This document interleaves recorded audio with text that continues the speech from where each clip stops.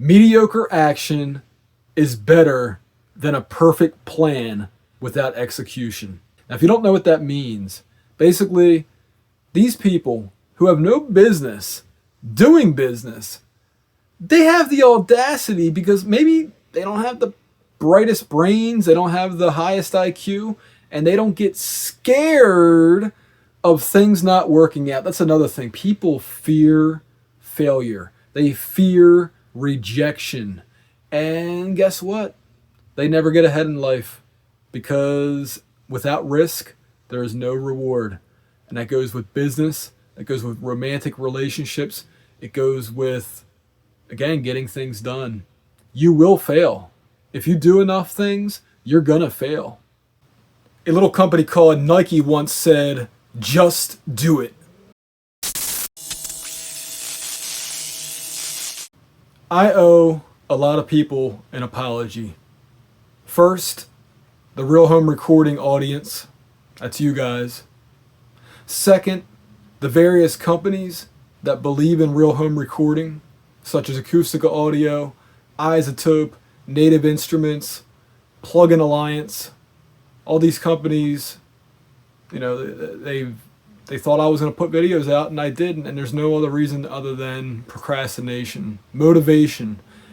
I just haven't been motivated lately, and by lately I mean like the past few months, to make videos. But that's what this video is all about, is to get me and hopefully get you back into action. And that's actually the biggest thing. Just do it. 3 simple words. Sure, it's a slogan, but there's meaning behind it, which is, in sports, you just got to do it. Practice, primarily. Practice, training, whether that's weight training or cardio, and just, if you're an athlete, getting yourself into good shape to play that sport. But it also applies with life. In life, sometimes instead of just thinking about something or planning to do something, and there's nothing wrong with planning. In fact, planning is a good idea. But you can over-plan. And that's kind of one of my, I don't want to say problems, but one of my problems is just doing it. That's what I'm here doing now. I'm just doing it. I'm just getting this video started, and I'm not just going to have some superficial chat about, well, just get it done. No. We're diving into concepts like the Eisenhower Matrix. The Eisenhower Matrix essentially divides to-do task, or I should just say task, into 4 different quadrants. When you have a lot to get done, and my to-do lists are ridiculous. Honestly, it's embarrassing the amount of procrastination I've done, and I have no one to blame but myself. But that's the thing. It's temporary. Laziness is temporary. That's really what it boils down to. It's just getting it done. Don't make the list. Okay, you can make the list, but don't put something else on top. And then next thing you know, 3 months, 4 months, a year later, the stuff that you really, really wanted to do are at the bottom of that list because you just kept prioritizing less important stuff. That's for me number 1, okay? But back to the Eisenhower Matrix. Quadrant number 1, or quad 1, is your urgent and important task. These ones, put at the top, obviously. You absolutely have to get these ones done.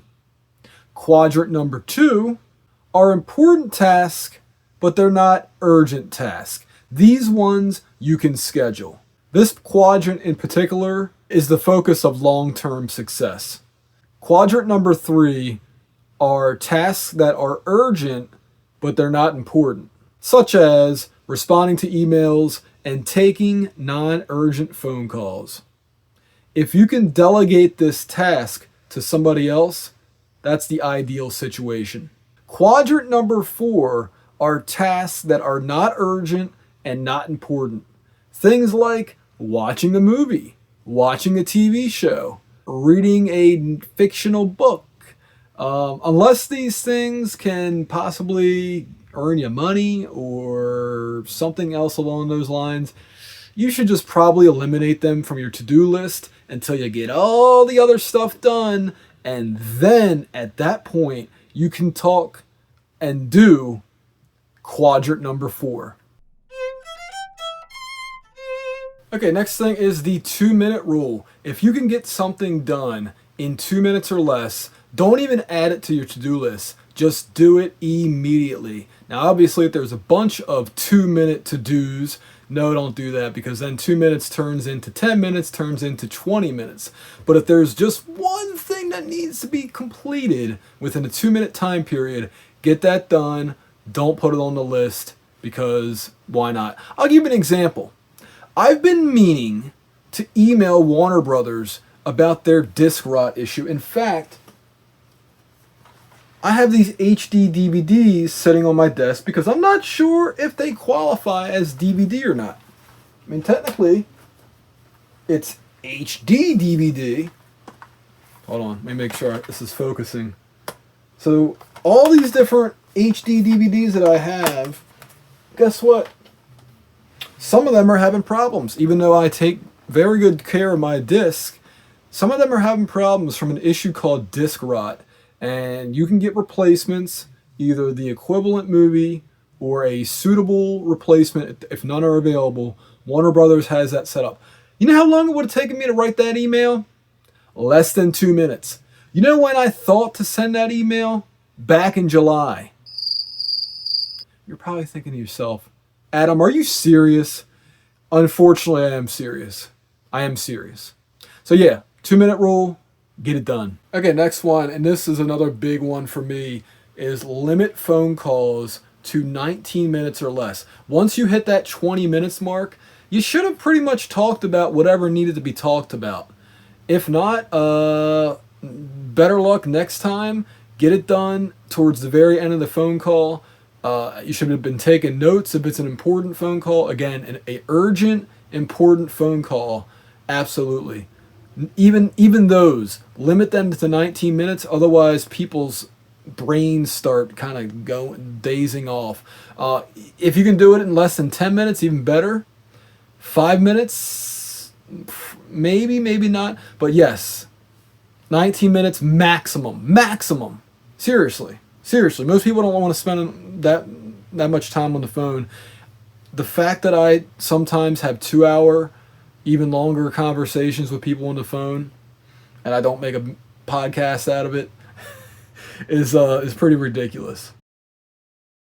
One thing I've been bad at is organizing things. So I don't really, I mean, you guys can see the desk a little bit, but the rest of this room is really messy, and it should have been cleaned a long time ago, and I just never got around to doing it because, again, procrastination. Now, yeah, things get cleaned up here and there, but not fully, not like they should.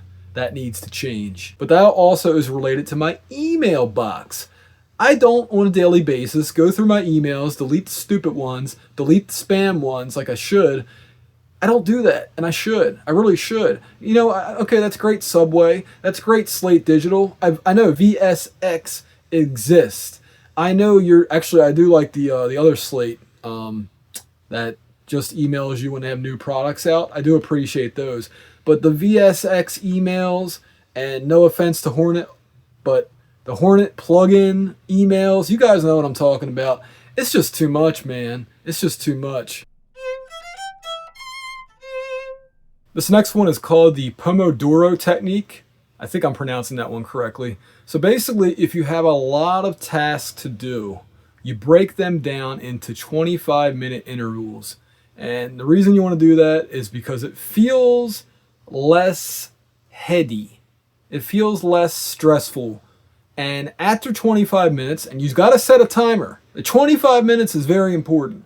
At that 25-minute mark, take a 5-minute break and then go to the next task. Okay? If you finish the task sooner than 25 minutes, take a 5-minute break anyway. And then after 4 Pomodoros, you take a longer 15 to maybe even 30-minute long break.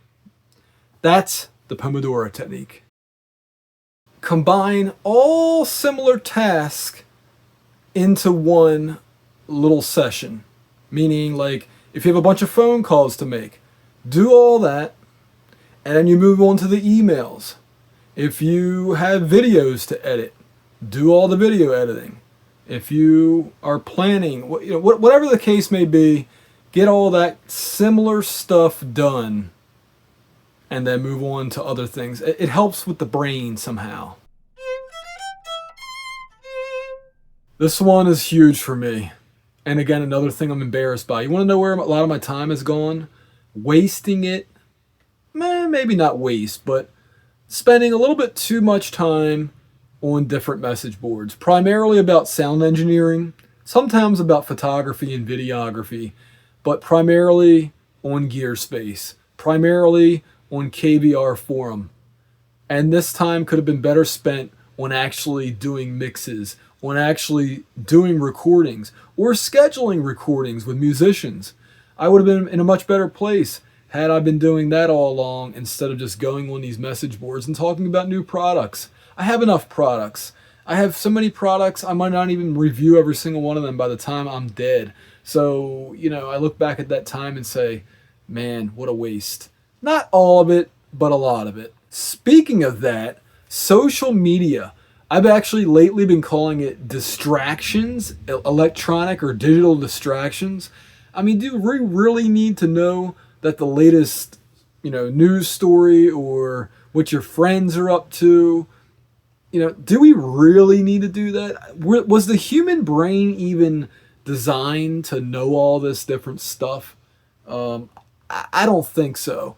So unless you use social media for business purposes, delete that. Finally, this one is called Eat the Frog. Someone named Brian Tracy either created it or popularized it. Essentially what it means is do your most unwanted task first. The thing you dread the most, you put it at the top of the list. That way you get it done first, and then everything else, you don't have to, not be dreading doing this final thing that you really don't want to do because you got it done already. If I left anything off, which I may have, I'll put it in the first comment. Otherwise, let me know what you guys think. Give this video a thumbs up, share it around, leave a comment, even if it's just to say hello, Adam. And that's about it. Thank you all for watching.